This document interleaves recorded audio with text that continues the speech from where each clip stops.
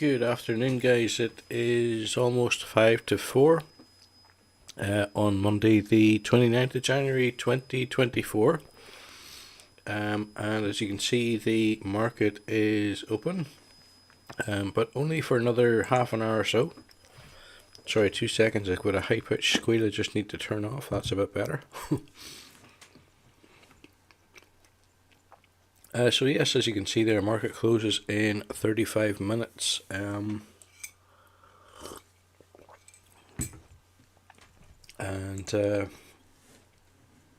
So although this is Monday, we are looking at near enough the result of a full day's trading. Market up very slightly today, 0.14%. Not quite 1/5%. Compared to this time last week, up a whole percent. And all the figures there are in green, as you can see if you look across there.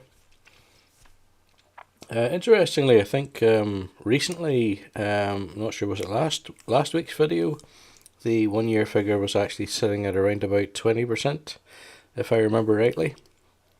And despite the fact that everything is in green, as compared to this day a year ago, it's not quite the full 20%. It's 17.5. So it's interesting just to see the way, although we get these figures from 6 months, a year, whatever ago, because they are to the day, they can fluctuate a little bit, and you're not always guaranteed to see what you might expect at the bottom of the page there. Now, obviously, if last week it said the market was up 20% a year ago, this week it looks as if it's only up 17.5% a year ago. The trend is still in the same direction, and the actual numerical thing doesn't matter one iota. So the current portfolio value is sitting just under £13,000. I think when we do this week's investment, it'll pop over that.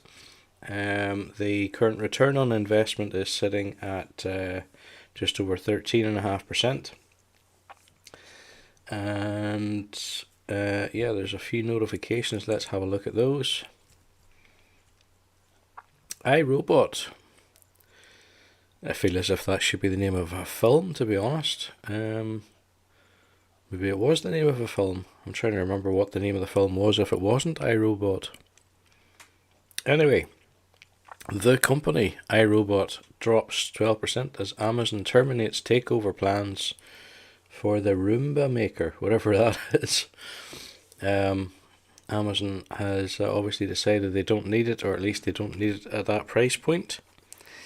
SoFi delivers. SoFi Technologies up 17%. Q4 earnings and revenue beat expectations.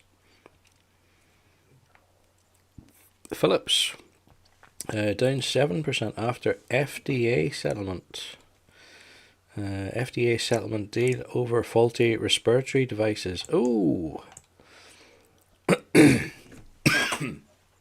Pardon me while I choke. I wonder, are we talking about ventilators? I suspect so, because initially it took me a little second to figure out FDA. Yeah, FDA, that's the Food and Drug Administration. But they're kind of similar to the MHRA in the UK, in as much as they are the regulator for medical equipment as well as medication. And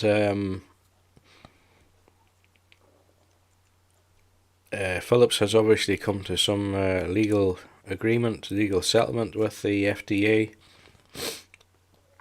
They must have, I'm assuming they've accepted some sort of liability in regards to faulty ventilators.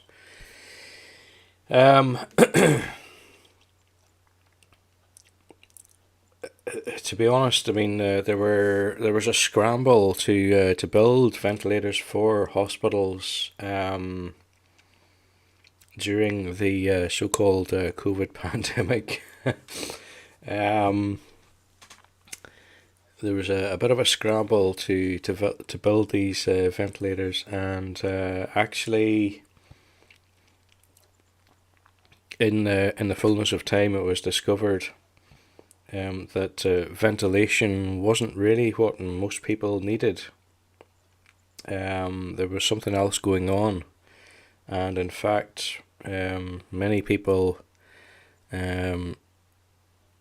to repeat the way it was explained to me, many people had their lungs blown out by these things. In fact, there was no issue at all with their lung capacity in most cases, and an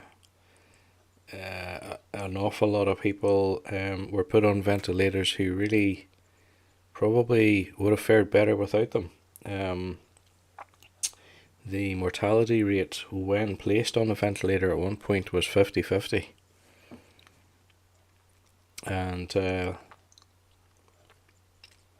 think arguably it was better if you weren't placed on one.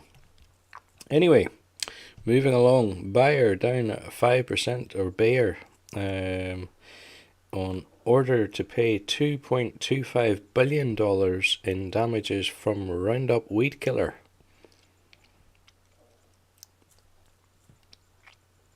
Marathon Digital up 10% following a Bitcoin surge above $42,000. I'm not sure what Marathon Digital has to do with Bitcoin, but obviously there must be some kind of a connection there. Biggest stocks before earnings: Franklin Resources, SoFi Technologies, Philips, oh dear, Dynex Capital, Pacific Premier, and so on. Appfolio up 25% as Q4 performance surpasses Wall Street expectations. KLA down 5% as weak guidance outweighs strong quarterly performance. Intel down 12% as first quarter outlook raises concerns over recovery. Lonza Group gains 14% on better than expected sales and margins. And finally, LVMH soars 10% as quarterly results signify luxury sector resilience. So there you go. That's a quick look at the notifications. Guys, with that done, let's get on and we will invest this week's £120 in the S&P 500, seen here on the Trading 212 practice platform. As you know by now, I invest £120 weekly in the S&P 500 using the Vanguard exchange traded fund. That's one of the ones that has the lowest transaction fees. And this money is purely hypothetical, but it is part of an 8-year journey to financial freedom. And let's have a look. So the figures have updated. We now have a portfolio value of just over 13,000. I actually saw the green line move, believe it or not. I saw the average purchase price jump slightly. I suppose, given the fact that there is quite a distance between average purchase price and current price as things stand, that's no big surprise. You would expect to see a slight fluctuation there, even though we're only putting in £120 into a portfolio of 13 odd grand. But anyway, not to worry. That notification just recording that the trade did execute. We got 1.64 shares for £73.13, near enough. Guys, that is pretty much everything I have for you today. Yeah, Thanks for watching, and please check back again next week if you are interested in following the journey. If you particularly liked the content this week, why not give it a thumbs up? And to follow the journey, of course, hit the subscribe button. Thank you for watching. Have a great end to your Monday, and please come back again next week. It's free. It will be free forever.